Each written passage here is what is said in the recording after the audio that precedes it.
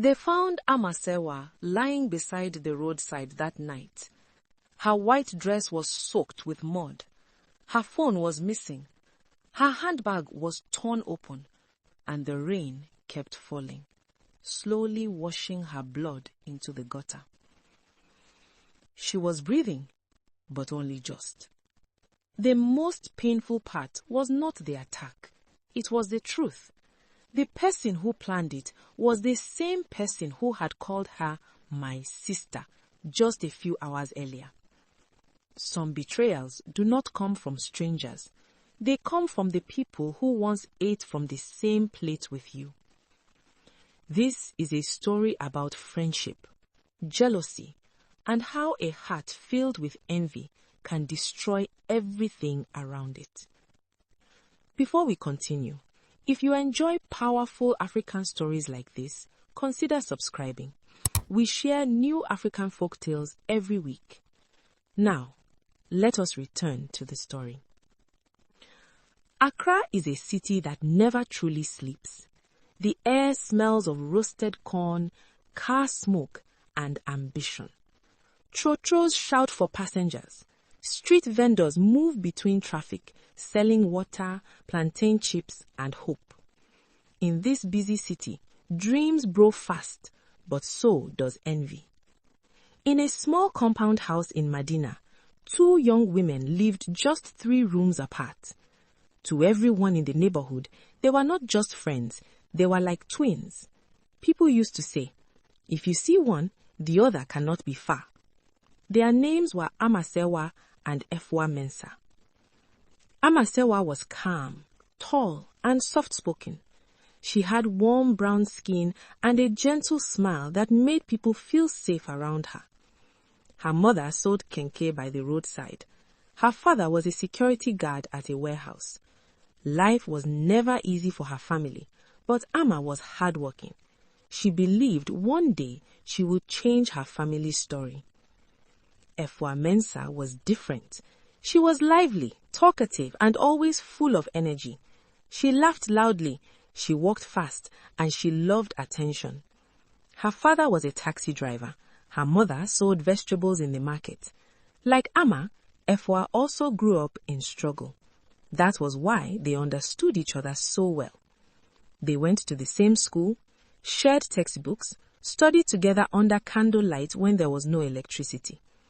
When Ama's father fell sick, Efua's family fed her for weeks. When Efua failed her final exams, Ama stayed awake every night helping her study. They promised each other something when they were teenagers. They said, no matter what happens in life, we will rise together. And for many years, it looked like that promise would come true. At age 23, both girls finished a diploma in marketing. But jobs were hard to find. So they started a small online business selling women's clothing. They used Instagram, they took photos in the compound, they packaged clothes themselves. At first, sales were slow. Sometimes they would go weeks without customers. But Ama never gave up. She learned photography, she learned advertising, she studied social media marketing late into the night. Slowly, her page started growing. One day, something happened that changed everything. A famous Ghanaian influencer saw Ama's clothing page. She reposted one of Ama's dresses. Within 2 days, Ama received over 200 orders. Her phone kept ringing, money started coming in. Customers were calling her Madam CEO. It was the breakthrough she had prayed for. Efua was happy for her. At least, she tried to be. At first, she celebrated. She hugged Ama. She told everyone, that is my best friend. Ama even shared customers with her. She sent Efua money when she could. She helped promote Efua's page. Because to Ama, success meant nothing if her sister did not rise with her. But something began to change inside Efua. Slowly, quietly, like poison entering water. At first, Efua did not notice the change in her heart. It started with small thoughts. Thoughts she tried to ignore, but they kept coming back. One afternoon, Ama rushed into Efua's room, almost shouting with excitement. Efua! Efua! You will not believe this. Efua sat up from her bed, forcing a smile. What happened? Ama held up her phone, her hands shaking with joy. A big boutique at East Legon wants to partner with me. They want to supply my dresses in their shop. Efua blinked. That kind of opportunity could change someone's life. Really? She asked softly. Yes, and listen, if everything goes well, I can open a real shop next year. Ama grabbed Efua's hands. And when that happens, you will manage the second branch. We will run it together. Efua smiled, but the smile did not reach her eyes, because something inside her had just whispered, why is it always her? Days passed. Ama became busier. Her phone rang constantly. Customers visited the compound. Delivery riders came and went. People in the neighborhood began praising her. They said, Ama is going far. She will soon leave this place. That girl is blessed. No one said those words about Efua, and she began to notice. Everywhere she went, people compared them. Ama is more serious. Ama is more focused. Ama is more responsible. Even Efua's own mother once said, learn from your friend. She is very hardworking. That night, Efua lay awake, staring at the ceiling. Her chest felt tight. Her mind was full of questions. Did we not start together? Do we not sell the same clothes? So why is she rising and I am still here? The moment that truly broke Efua happened 2 months later. Ama received a life-changing offer. A fashion company in Dubai contacted her. They wanted her to supply African dresses internationally. They would pay her in dollars. They would even sponsor her to travel for a business training program. When Ama told Efua the news, she was shaking with happiness. I cannot believe it, Ama said. This could change my family's life forever. She hugged Efua tightly. And you will come with me one day too, I promise. But Efua did not hug back. She stood still. Her heart felt heavy. Because in that moment, she saw her future clearly. Ama would soon move to a better house. She would become wealthy. She would meet new people. And Efua would remain in the same small room, watching her friend's success from a distance.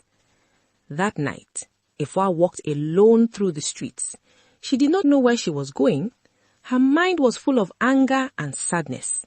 She kept asking herself one question. Why is life unfair?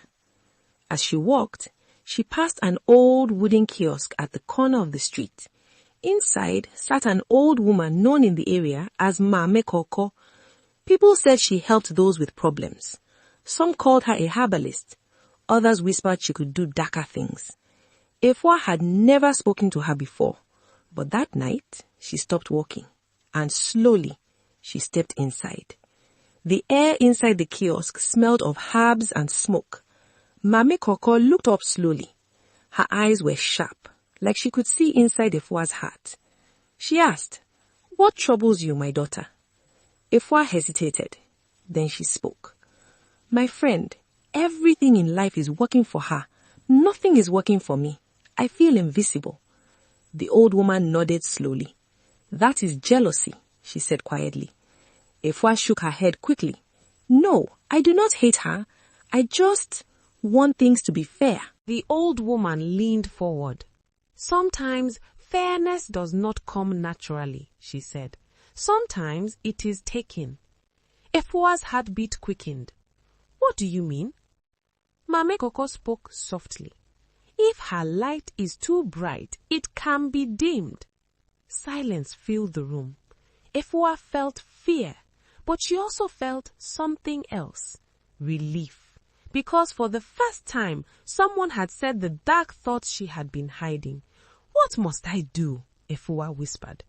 And that was the moment her heart crossed a dangerous line. After that night, Efua could no longer sleep peacefully. Mame Koko's words kept echoing in her mind. If her light is too bright, it can be dimmed. At first, Efua tried to ignore the thought. She told herself she would never harm Ama. After all, Ama was her sister, her friend since childhood, the one who had stood by her through every struggle. But envy is like fire. Once it starts burning, it spreads quickly. Every day, Efua watched Ama's life improve. Ama bought new clothes for her parents. She paid hospital bills for her father. She even started planning to move into a bigger apartment. The whole neighborhood praised her. People now called her Madam Ama, and each time Efua had that name, her chest burned. One evening, while scrolling through her phone, Efua saw an old contact, a number saved months earlier. It belonged to a young man named Kojo Blade. He was known in the area for doing dirty jobs, threatening people, collecting debts, sometimes worse. Efua stared at the number for a long time. Her hand trembled. She could still turn back. She could still choose peace.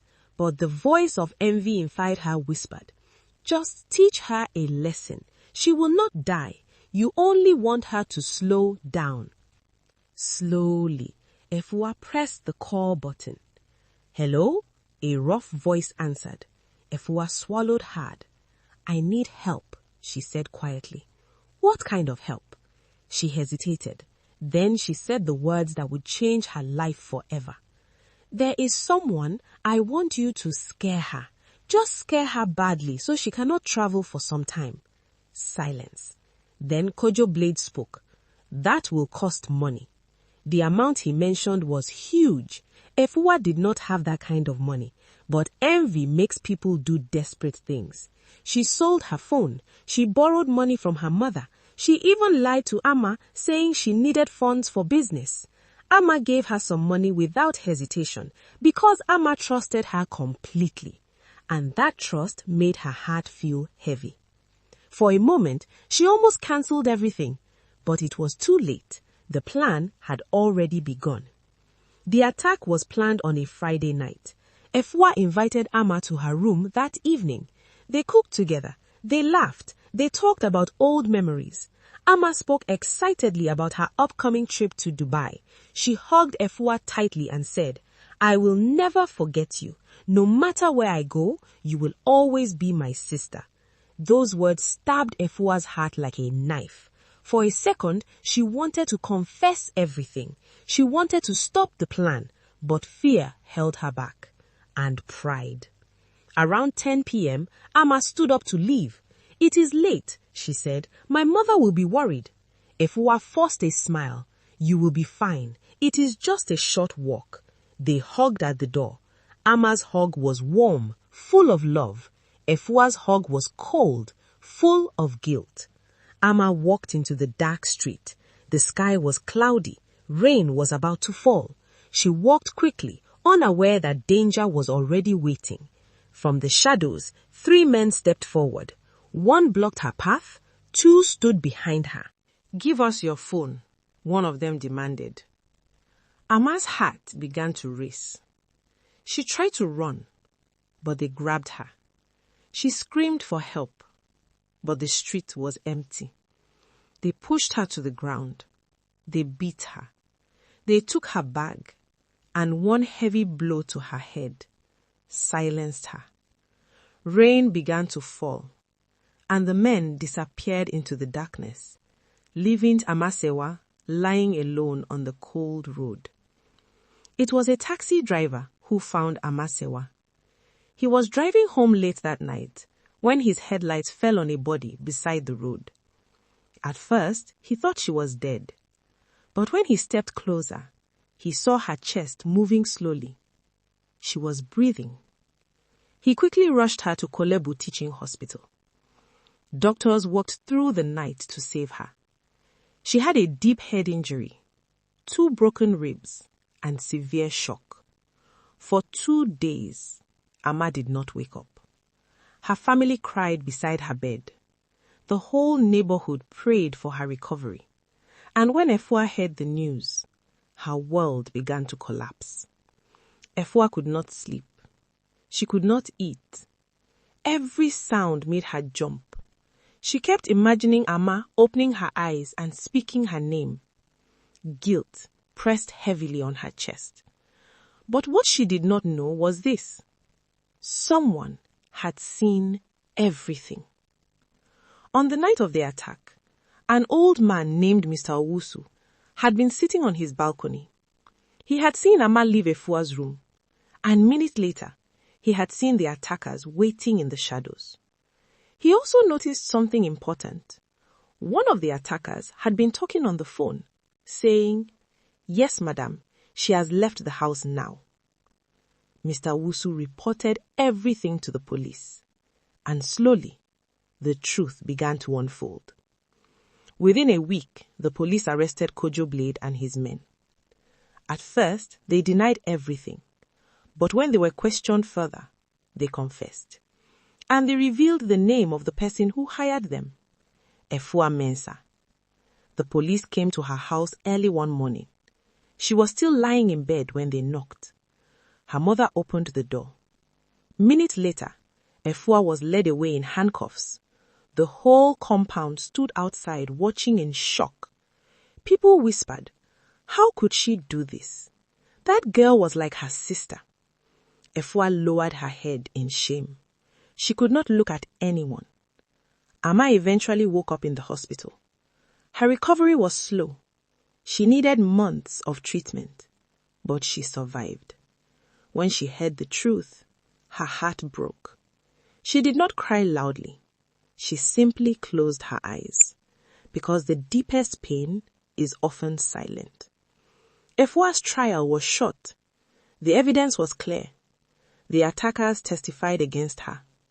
The judge looked at her sadly and said, "You had a friend who loved you like family, but you allowed jealousy to destroy your heart. Today, you face the consequences of your own choices." Efua was sentenced to 25 years in prison. And in that moment, she realized something painful. She had not destroyed Ama's life. She had destroyed her own. In prison, Efua had many years to think. She remembered their childhood, their promises, their laughter. She remembered the night Ama hugged her and said, "You will always be my sister." And every time she remembered, her heart filled with regret, because she finally understood the truth. Envy is like drinking poison and expecting another person to die. Ama Serwaa eventually recovered. She continued her business, she traveled abroad, she achieved her dreams, but she never trusted easily again, because betrayal from strangers hurts, but betrayal from a loved one leaves scars that never fully heal. There is an old African saying, "The fire that burns your neighbor's house can also reach yours." Efua allowed envy to grow inside her heart. She watered it with comparison. She fed it with bitterness. And in the end, that same envy consumed her life. So remember this lesson. When your friend succeeds, celebrate them. Do not compare. Do not compete. Because someone else's blessing does not take away yours. It only means your time has not yet come. If this African folktale touched your heart, consider subscribing for more powerful stories that teach, heal, and inspire. And tell us in the comments, where are you watching from? What lesson did you learn from Ama and Efua's story? Until next time, may your friendships be true, and may your heart always remain free from envy.